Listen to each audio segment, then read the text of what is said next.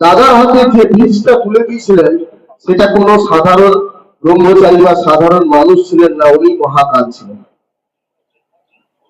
ওই বীজ 3 দশক নিষ্ঠার সাথে পুজো করার পরেই কিন্তু সেটা সম্পূর্ণ মূর্তিরূপে পরিবর্তন হয়েছে বা পরিপূর্ণতা পেয়েছে। তার জন্য 3 দশক 3টে দেবীর জন্য এই মূর্তি খোলার নির্দেশ ছিল না।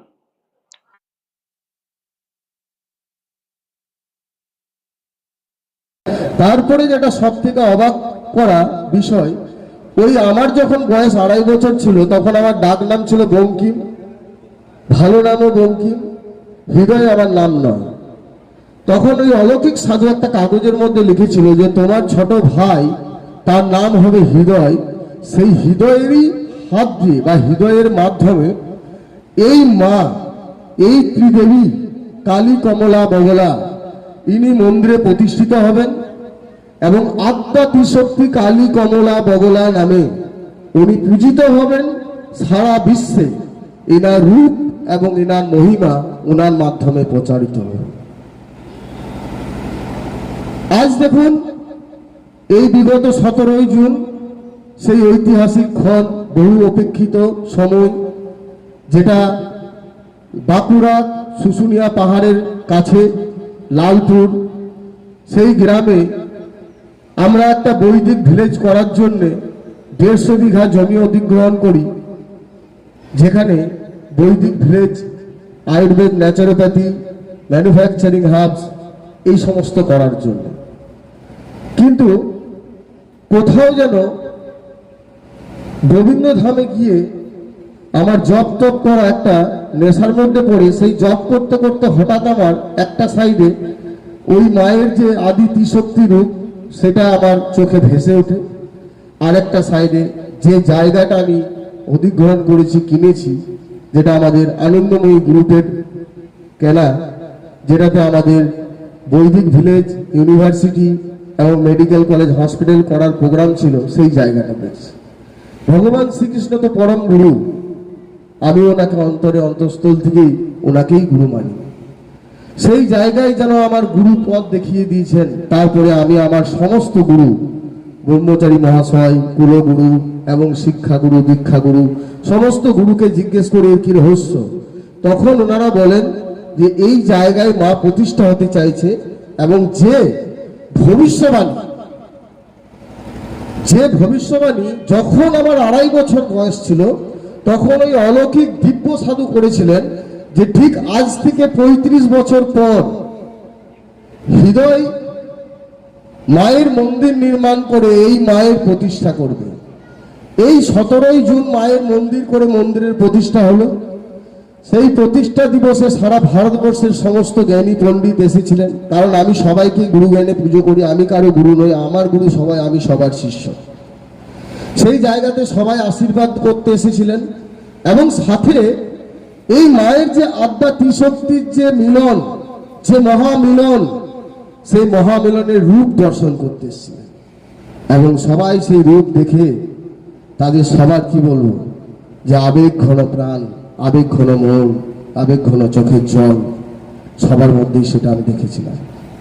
আমিও চিন্তা করেছিলাম যে ঠিক 35 বছর পরেই কেন সেটা 3 বছর আগে নয়, কেন সেটা 6 মাস আগে পরে হয়নি।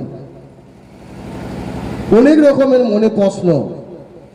আজ থেকে 40 বছর আগে বাঁধা অবস্থায় যখন ওই বীজ দিয়েছিলেন মহাকাল, উনি দিব্য পুরুষ বা উনি যেই হন না কেন, তাহলে এই মন্দির প্রতিষ্ঠা 3 বছর বয়স, 5 বছর বয়সে হয়নি কেন, ঠিক 35 বছরই কেন? আমার মনে এগুলো প্রশ্ন ছিল। কেনই বা 30 বছর এটা বাঁধা অবস্থায় পুজো হবে, বাক্সবন্দি অবস্থায়? কেনই বা দেখার বা দেখানোর কোনো অনুমতি ছিল না? 25 বছর নয় কেন, 5 বছর নয় কেন, 10 বছর নয় কেন, 30 বছর পরই খুলবে, এই কথাটা কেন? এটা আমার মনে প্রশ্ন ছিল। এবং সময়ের সাথে আমি খুব কম বয়স থেকে ব্যবসার সাথে যুক্ত, James and jewellery, real estate, Ayurveda private limited, এইভাবে আপনাদের সকলের আশীর্বাদে আমি একজন কর্মযোগী হয়ে উঠতে পেরেছি। আজ আনন্দময়ী গ্রুপ অফ কোম্পানির আমি ফাউন্ডার চেয়ারম্যান, এবং আমাদের 7টা রাজ্যে আমাদের আনন্দময়ী গ্রুপ ব্যবসা করছে। তার সাথে যখন এই হঠাৎ এই দৈবিক লীলার কথা ভাবলাম, আমার মনে প্রশ্ন উঠল, কি সেই যে অলৌকিক দিব্য মূর্তি, তা তো আমি 3 বছর বয়সেই পেয়েছিলাম দৈবিক আশীর্বাদে। তাহলে আমি বাল্য ব্রহ্মচারী বা বাল্য সাধু না হয়ে আমি কেন ব্যবসায়ী হলাম? কারণ ব্যবসা বাণিজ্যের মাধ্যমে কোটি কোটি টাকা অর্জন করা যায়, মান সম্মান প্রতিপত্তি সবই হয়, যা হয়েছে আজ আপনাদের আশীর্বাদে। কিন্তু সেখানে যে এক নীরব বা যে একটা সম্পূর্ণ শান্তি, যেটা মাতৃচরণ বা পিতৃচরণ বা জগৎজননীর চরণে পাওয়া যায়, সেটা কোথাও পাওয়া যাবে না। তাহলে সেই দিকে আমাকে না টেনে কেন আমাকে ব্যবসায়িক করলো? এইসব প্রশ্ন নিয়ে যখন আমি আমাদের এই পরম শিক্ষাগুরু পথ প্রদর্শক সমীরেশ্বর ব্রহ্মচারী দ্বারস্থ হয় এবং ওনাদের মুখ থেকে যেটা শুনি, তারপর থেকে আমার যেন ব্যবসা থেকে মন উঠতে থাকে।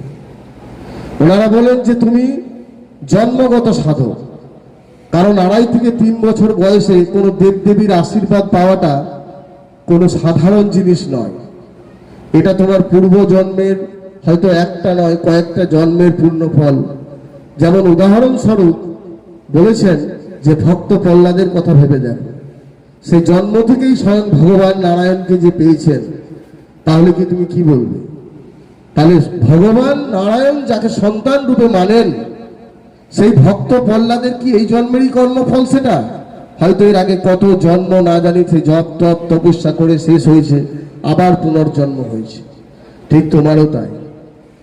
আর তোমার হাত দিয়ে যেহেতু মাতা প্রতিষ্ঠা ভবিষ্যবাণী করেছে, তুমি হয়েছ দেবীর অংশ, তাই তোমাকে দেবাংশী বলা যায়। তাই আমার নামে আগে বা পরে দেবাংশী কথাটা রয়েছে। কিন্তু আমি একজন খুবই সাধারণ এবং নগণ্য মানুষ। এই জায়গায় দাঁড়িয়ে আরো ব্যাখ্যা, এই 3 দশক কেন বাঁধা ছিল, তার উত্তরে আমি জানতে পারি যে এই যেন সেই জগন্নাথ দেবের যেমন লীলা 21 দিন পূর্ণতা আর আগে যদি খুলে দেওয়া হয় তাহলে এটা অসম্পূর্ণ থেকে যায়, তেমনি এটা 3 দশকের আগে যদি মূর্তি উন্মোচন করে দেওয়া হতো, তাহলে হয়তো 3টে দেবীর জন্য ত্রিদশক ছিল। কালী, কমলা, বগলা, এক একটা দেবীর পূর্ণাঙ্গ রূপ পেতে 10 বছর অর্থাৎ 1 দশক। 3 দশক এই জন্য বাঁধা ছিল। তোমরা বিশ্বাস এবং ভক্তির সাথে তার কোনো বিতর্কিত না করে, তা শুধু শ্রদ্ধা এবং ভক্তির সাথে সেটাকে পালন করেছো বলে 30 বছর পূর্ণতে ত্রিদেবী রূপ পূর্ণাঙ্গ হয়েছে। আর তোমাদের এই যে মূর্তি অলৌকিক, সেই অলৌকিক মূর্তিতে যে বিশেষত্ব রয়েছে, যেটা কলিযুগে প্রত্যেকটা মানুষের প্রয়োজন, প্রত্যেকটা মানুষের ধন ঐশ্বর্য মান সম্মান প্রতিপত্তি প্রয়োজন, ধন সম্পত্তি ছাড়া কিছু হয় না। তাই কর্ম সবারই দরকার, রোজগার দরকার। তাই মহালক্ষ্মী যে ধন সম্পত্তি প্রতিপত্তির দেবী, এবং যখনই দেখবেন ধন সম্পত্তি প্রতিপত্তি বা আপনার কোনো প্রমোশন বা আপনার কোনো সমাজের নাম উচ্চ শিখরে পৌঁছাবে, তখনই কিন্তু সমাজে আপনাকে টেনে ধরার জন্য অনেক রকমের শত্রু জন্ম নেয়। এবং দশা মহাবিদ্যার মধ্যে শত্রু সংহারকারিণী দেবী মাতা বগলাকে আপনারা বলি, তাই দ্বিতীয় রূপ মাতা বগলা। যে ব্যক্তির কাছে ধন সম্পত্তি থাকবে এবং সেবা করার মানসিকতা থাকবে, তার হাত দিয়েই সৃষ্টি হবে। মাতা কালী সৃষ্টির দেবী, তাই তোমাকে ব্যবসা বাণিজ্যের মধ্যেই তোমাকে মা এগিয়ে নিয়ে গিয়েছে। কারণ ব্যবসা বাণিজ্য করে যদি তুমি সমাজে প্রতিষ্ঠিত না হতে, তাহলে আজ সেবা কোথা থেকে করতে, মন্দিরই বা কোথা থেকে করতে? এত এত মানুষ তোমার কাছে যে কর্ম করে, তাদের যে অন্ন বস্ত্র বাসস্থানের যে জায়গা হয়েছে, জীব সেবাই শিব সেবা। অর্থাৎ প্রতিটা মানুষ যদি তাদের সামান্যতম নিট, অন্ন বস্ত্র বাসস্থান, এই 3টে জিনিস হয়, সেটাই তার কাছে সব থেকে বড় প্রাপ্তি। এবং সেইটা যার মাধ্যমে হয়, সে তো ঈশ্বর ধন্য ছাড়া আর কি হতে পারে। তাই তুমি ধন্য ছেলে, তুমি আরো এগিয়ে যাও, আর এই মায়ের দিব্য অলৌকিক রূপ সমস্ত ভক্তের সামনে তুলে ধর। তাই আমি আপনাদের মতো সমস্ত জ্ঞানী, গুণী এবং পরম গুরু শ্রী শ্রী সমীরেশ্বর ব্রহ্মচারী মহাশয়ের চরণে শতকোটি প্রণাম জানিয়ে আমি কোনো জ্ঞানের কথা বলবো না, আমি শুধু ঘটে যাওয়া ঘটনার কথা বললাম।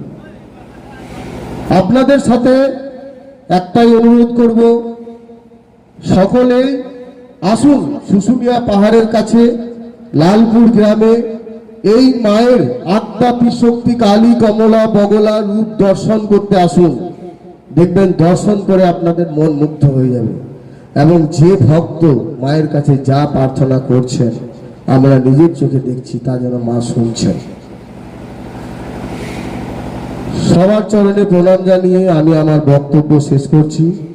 জয় কালী কমলা বগলা মাতার জয়, জয় বিশ্বমাতা ভবতারিণী মাতার জয়, জয় সমীরেশ্বর ব্রহ্মচারী গুরু মহাশয়ের জয়, সমস্ত ভক্তবৃন্দের জয়, জয় ভারত মাতার জয়।